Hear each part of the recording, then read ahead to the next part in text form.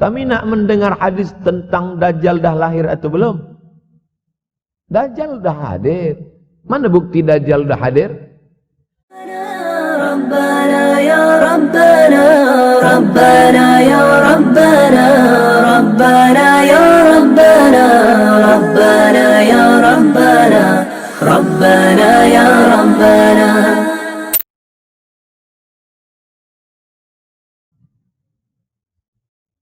Tak terasa saya ini sudah 8 kali datang ke Kuala Lumpur. Awal-awal sekali 2014, 2015, 16, 17, 18, 19, 20. Sudah kali yang ke-7. Saya datang setahun sekali saja setiap bulan Februari. Bulan Februari datang. Rupanya dah yang ke-7 kali. Bulan Februari. Ini saya bagi tahu supaya kita semua faham. Saya datang bulan Februari supaya tak datang balik, datang balik, datang balik, datang balik. Sekali datang dari tarikh 2 hingga 9. Pusing, pusing, pusing, pusing, balik. Rupanya sudah kali ke-7, ke-8 kali datang menyampaikan tazkirah. Tak terasa. Dulu saya datang kemari belajar di UKM tahun 2003. Sekarang sudah 2020. 17 tahun. Tak terasa. Yataqarabuz zaman. Tanda-tanda kiamat, fitnah akhir zaman sudah dekat adalah yataqarabuz zaman, kata Nabi SAW. Waktu tak terasa. Tak terasa. Tak terasa dah engkau dah datang. Tak terasa waktu begitu cepat engkau sudah datang saja nak menagih hutang. Orang berhutang ni pun rupanya tak terasa juga orang datang. Yang memberi pinjaman pula terasa lama betul. Apakah beza antara 5 minit dulu dengan 5 minit sekarang? Sama. Apakah beza antara 24 hours, 24 jam dulu dengan 24 jam zaman Nabi dengan 24 jam zaman sekarang? Sama. Tak ada beza. Mataharinya sama, bulannya sama, buminya sama. Yang berkeliling mengelilingi matahari sama. Apa yang membuat berbeza? Apa yang membuat zaman itu yataqarabuz zaman? Ada hal-hal yang membuat kita sibuk. Dulu tak ada google.com, dulu tak ada Facebook, dulu tak ada Twitter, dulu tak ada BBM, dulu tak ada Instagram. Sekarang waktu habis. Bila kita tanya orang mana yang lebih lama, 5 minit atau 50 minit, semuanya sepakat mengatakan 50 minit lama, 5 minit kejap. Saya tanya 2 kali, pelajar-pelajar, penuntut-penuntut, mana yang lebih lama, 5 minit atau 50 minit? Semuanya berkata 50 minit lebih lama daripada 5 minit. Lepas tu saya balik, mana yang lebih lama? 5 minit menunggu azan maghrib bulan puasa, 50 minit status FB, Instagram. Oh, lebih lama 5 minit menunggu azan maghrib. 5 minit menunggu azan maghrib bulan puasa macam-macam mati jam. 50 menit hilang waktu tak terasa. Itu menunjukkan hadis Nabi itu, saya semakin saya baca hadis Nabi makin kuat keyakinan saya, makin kuat iman saya, makin hilang keraguan saya bahwa yang berbicara ini bukan manusia biasa, tapi dia dapat wahyu dari Allah. Wa ma yantiqu anil hawa in huwa illa wahyun yuha, melainkan wahyu dari Allah Subhanahu wa taala. Yataqarabuz zaman, masa begitu cepat berlalu tak terasa. Sebulan seperti sepekan, sepekan seperti sehari, sehari seperti sesaat. Akhirnya kita pun kehilangan waktu, habis. Saya Ustaz Abdul Samad, memang zaman ni tak terasa cepat betul. Rasa-rasa kejap-kejap dah bulan Ramadan. Tak terasa baru saja Idul Fitri dah masuk pula lagi. Masya Allah, begitu cepatnya masa berlalu. Maka jangan sampai kita, semakin saya baca hadis ni semakin kuat keyakinan saya bahwa Nabi Muhammad SAW mendapat wahyu dari Allah Subhanahu wa taala. Semakin kuat keyakinan dan keimanan. Kenapa? Seandainya Nabi berkata zaman nanti di akhir zaman itu semakin cepat, semakin dekat, semakin berlalu tak terasa, tapi kemudian zaman yang kita lalui tak sama seperti yang dikatakan Nabi. Mungkin datang juga keraguan dalam hati, betulkah ini? Tapi ternyata 1441 tahun lampau, 1440 tahun yang lalu Nabi mengatakan, dan hari ini terbukti zaman begitu cepat berlalu. Masya Allah, tabarakallah. Hari inilah ditemukan internet, hari ini datang television, hari ini datang WhatsApp, hari ini datang yang melalaikan kita daripada Allah Subhanahu wa taala. Sehingga waktu datang sembang-sembang, cerita-cerita, tengok ini, update ini, tulis ini, tengok ini, pandang ini. Habis waktu berlalu. Padahal waktu inilah yang akan ditanya oleh Allah Subhanahu wa taala. 6 kali Allah bersumpah demi waktu. Terbit fajar. Wal fajri wa layalin nashr. Masuk waktu subuh. Was subhi idza tanaffas. Masuk waktu duha. Wad duha wal laili idza saja. Masuk waktu siang. Wan nahari idza tajalla. Masuk waktu asar. Wal asri innal insana lafi khusr.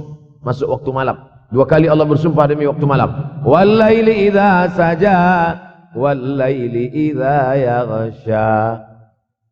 Kenapa hadis ini yang Ustaz bahaskan? Kami nak mendengar hadis tentang Dajjal dah lahir atau belum? Dajjal dah hadir. Mana bukti Dajjal dah hadir? Kurma bisan tidak lagi berbuah. Bila kurma bisan tidak berbuah, Dajjal dah nak datang. Kurma bisan sekarang sudah berkurang, tak berbuah. Lalu kemudian apa lagi? Ain Zuhar, mata air dari Ain Zuhar sudah kering. Sudah kering. Oleh sebab itu, tapi manakala dulu datang Habib Umar bin Hafiz, saya hadir majelis itu, adalah seorang bertanya, Habib, ya, Imam Mahdi dah lahir atau belum?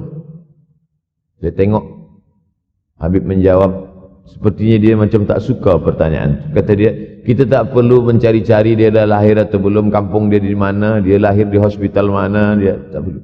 Yang perlu kita siapkan adalah iman dan takwa pengetahuan kita, supaya kita jangan sampai terkecoh, supaya kita boleh membezakan mana hak, mana batil, mana betul, mana salah, mana lurus, mana bengkok, mana hitam, mana putih. Sehingga dengan istiqomahnya kita beribadah ini, kita boleh membezakan mana Al-Masih yang original, yang asli, mana Al-Masih Ad-Dajjal. Makanya tadi sebelum salam kita berkata, Allahumma inni a'udzubika min azabi jahannam, wa min azabil qabri, wa min fitnatil mahya wal mamat, wa min syarri fitnatil masihid Dajjal. Membaca, menghafaz 10 ayat di awal surah Al-Kahfi. Siapa yang menghafaz 10 awal ayat, hadis lain mengatakan 10 akhir, 10 awal 10 akhir, elok dua-duanya. Tapi Masya Allah, tabarakallah, anak-anak kita yang pakai jubah, pakai sorban putih ini, daripada tahfiz Quran, mereka tidak hanya menghafaz 10 awal 10 ujung, dari awal sampai ujung dia hafaz, 30 juzuk dia hafaz. Mudah-mudahan anak-anak kita penghafaz Al-Quran. Allahumma ja'al abna'ana wa banatina min huffazil Quran wal hafizat. Jadikan anak-anak kami menjadi para penghafaz Al-Quran, ya Allah, supaya selamat dia daripada fitnah Al-Masih Ad-Dajjal. Tapi saya pilihkan hadis tentang yang 5 ini. Dengan 5 ini kalau kita amalkan, insya Allah Allah akan selamatkan kita dari fitnah akhir zaman ini. Yang pertama, manfaatkan waktu, kerana waktu di akhir zaman ini yataqarabuz zaman. Kerana waktu semakin dekat tak terasa, hilang, berlalu. Maka isilah waktu ini dengan ibadah.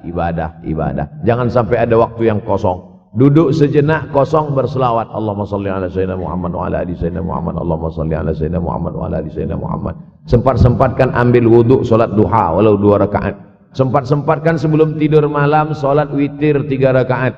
Supaya tidur kita sentiasa dalam wuduk, dan kita sempat salat witir. Andai mati kita malam itu, insyaallah mati dalam keadaan husnul khatimah. Usolli sunnatal witri 3 raka'atin lillahi ta'ala. Nanti malam jaga tidak witir lagi, hanya tahajud saja. Sempat-sempatkan salat tahajud. Elok amat sangat baik salat wuduk 2 rakaat. Usolli sunnatal wudu raka'ataini lillahi ta'ala. Selepas salat wuduk, salat sunat taubat.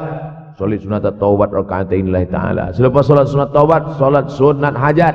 Salat sunat al-hajat. Selepas itu barulah salat sunat tahajud 8 rakaat. Nak tambah lagi 10, 12, 14, elok, tak salah, karena dia tiada batasan. Adakah sahabat Nabi yang melakukan ini? Ada. Qatadah bin Nu'man, dari selepas Isya sampai azan subuh. Imam Ahmad bin Ambal, dari selepas Isya sampai azan subuh. Bahkan mereka mengkhatamkan Al-Quran dalam tahajud mereka. Maka bahkan ada imam yang disebut dengan as-sajjad, kerana banyak sujud kepada Allah Subhanahu wa ta'ala. Kerana akhir zaman ini godaan begitu besar. Dulu orang tengah malam tahajud, jam 2 malam, jam 3 malam dia bangun. Karena dia membaca hadis sab'atun yudhilluhumullah. Ada 7 golongan yang mendapatkan naungan Allah. Yauma la dhilla illa dhilluh. Hari itu tak ada naungan kecuali naungan Allah. Rajulun, ada seseorang. Zakarallah, dia berzikir mengingat Allah. Khalian, di tengah malam, tak ada manusia. Fafadat ainahu, menetes air mata. Maka yang pertama ini, jangan sampai kita kehilangan waktu. Kerana waktu, al-waktu kasaif. Waktu ini seperti pedang. Illam taqta'hu qata'aka. Kalau tidak kau patahkan dia. Kalau kau dapat pedang, patahkan. Sebab kalau tidak kau patahkan, dia yang akan memotong engkau, mematahkan tulang-tulang engkau. Waktu ini kalau tidak kita manfaatkan, kita akan ditanya tentang waktu kemana saja waktu yang sudah kau pakai. Inna sam'a, pendengaran, wal basar, penglihatan, wal fuad, hati, kullu ulaika kana anhu mas'ula. Semua akan disoal, semua akan diminta tanggung jawab di hadapan Allah. Kemana waktu yang sudah aku bagi dulu engkau pakai? Yang pertama nanti ditanya, la tazulu qadama 'abdin yaumal qiyamah. Kaki anak Adam tidak akan bergeser, tidak akan beralih dari tempat tegaknya pada hari kiamat hatta yus'al, sampai dia disoal, sampai dia ditanya. La tus'alunna yauma idzin 'anin na'im. Banyak yang akan ditanya nanti. Tapi Nabi bagi tahu, di antara yang akan ditanya dari sekian banyak nikmat itu 4. Yang pertama, an umrihi fima afnah. Umur kemana engkau habiskan? Hari ini ada anak-anak muda belia umurnya 17 tahun. 17 tahun habis menghafaz Al-Quran. 17 tahun habis iktikaf dalam masjid. 17 tahun habis berzikir, berjubah, bersorban, mengabdikan ilmu, berkhidmat kepada ulama. 17 tahun habis. Tapi ada pula yang dibalik, 71 tahun habis. Rumah, office, kopi, rumah, office, kopi, rumah, office, kopi, batuk, mati habis. Apa yang dapat kita bawa menghadap Allah SWT? Yang pertama, yataqarabuz zaman. Yang kedua adalah wa yanqusul ilmu. Ilmu semakin berkurang. Kalau sudah ilmu berkurang, apa yang bertambah? Jahil. Kalau ilmu bertambah, jahil berkurang. Kalau ilmu berkurang, jahil bertambah. Mana ada orang jahil cakapnya didengar orang? Saya dulu awal-awal membaca hadis ini. Wa yanqusul ilmu. Ilmu berkurang, jahil bertambah. Rasanya tak mungkin, tak logik, tak masuk akal. Mana ada orang tak berilmu cakap dia didengar? Sekarang baru saya faham. Dulu orang tak berilmu ditinggalkan orang. Sekarang orang tak berilmu, asal dia pandai berbicara, dia akan didengar orang. Bahkan orang jahil pula punya channel. Apa namanya? Jahil.com. Orang jahil punya channel. Banyak pula follower dia daripada follower kita. Banyak pula viewer dia daripada viewer kita. Sebab apa? Sebab yang menyaksikan tiada berilmu, yang berbicara tiada ilmu. Oleh sebab itu maka kita galakkan menuntut ilmu di majlis-majlis ilmu. Untuk apa Abdul Somad sudah berumur 43 tahun pun masih pergi juga lagi ke Sudan belajar? Apa yang nak dicari ini? Tak lain tak bukan, mudah-mudahan kita termasuk orang yang sampai akhir hidupnya mencari ilmu, insyaAllah. Saya datang kemari bukan niat mengajarkan ilmu. Saya datang ke Malaysia tetap niatnya belajar mencari ilmu. Man salaka tariqan, siapa yang melangkahkan kaki melalui suatu jalan, yaltamisu fihi ilman, siapa yang melalui suatu jalan niatnya untuk mencari ilmu, sahalallahu lahu bihi tariqan ilal jannah, dimudahkan Allah jalannya menuju surga. Innallaha la yantazi'ul ilma intiza'an. Innallaha la yanzi'ul ilma intiza'an. Allah kalau mencabut ilmu, bukan macam mencabut pokok kayu dari tanah. La yantazilul ilmu intiza'an. Allah tidak mencabut ilmu macam mencabut pokok kayu dari tanah hingga ke akarnya, tidak. Lalu bagaimana ilmu ini dicabut? Biqabdil ulama. Dengan matinya ulama, maka habislah ilmu. Meninggal Imam Syafi'i, berkurang ilmu.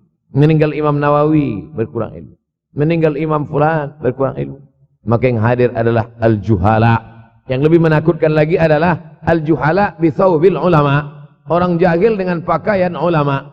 Abdul Somad tidak mengatakan dirinya ulama. Saya selalunya membacakan ayat Quran, membacakan hadis Nabi, menyampaikan fatwa ulama. Tak pernah saya berceramah, bertausiah. Menurut saya, siapa saya? Siapa kita? Syafi'i manusia, saya manusia. Syafi'i boleh berfatwa, saya juga boleh berfatwa. Imam Syafi'i berfatwa, Al-Quran 30 juzuk dalam kepala dia. Kita juzuk 30 pun kadang-kadang hilang. Imam Syafi'i balik dari masjid ke rumah, dia tutup telinga. Datang orang bertanya, Syafi'i, ya, kenapa engkau tutup telinga? Sebab bila aku dengar dari masjid ke rumah, semua yang aku dengar masuk tu semua aku ingat. Aku takut dia ingat di dalam, maka aku tutup.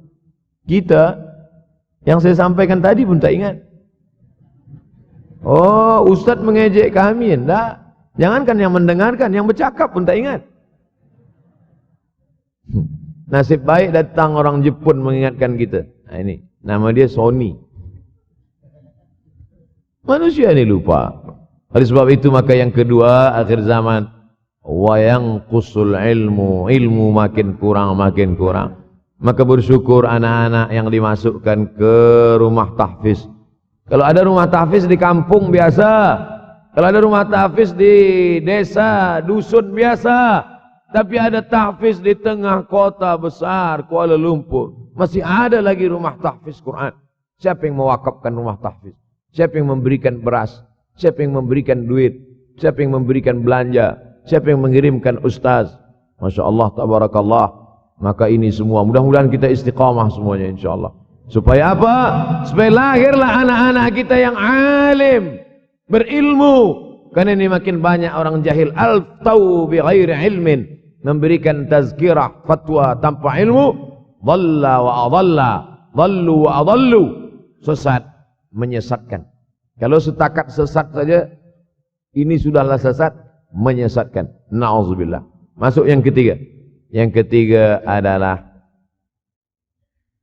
wa yanqusul ilmu, setelah habisnya ilmu-ilmu ini semua dicabut oleh Allah Subhanahu wa taala, lalu kemudian setelah ilmu dicabut Allah Subhanahu wa taala, wa yulqas syuh. Wa may yuqashuha, sin dengan hak kecil. Wa may yuqashuha nafsihi fa ulaika humul muflihun. Siapa yang selamat daripada sifat syuh, itulah orang yang beruntung. Hayya 'alal falah, mari kita menuju keberuntungan, kemenangan. Siapa orang yang menang?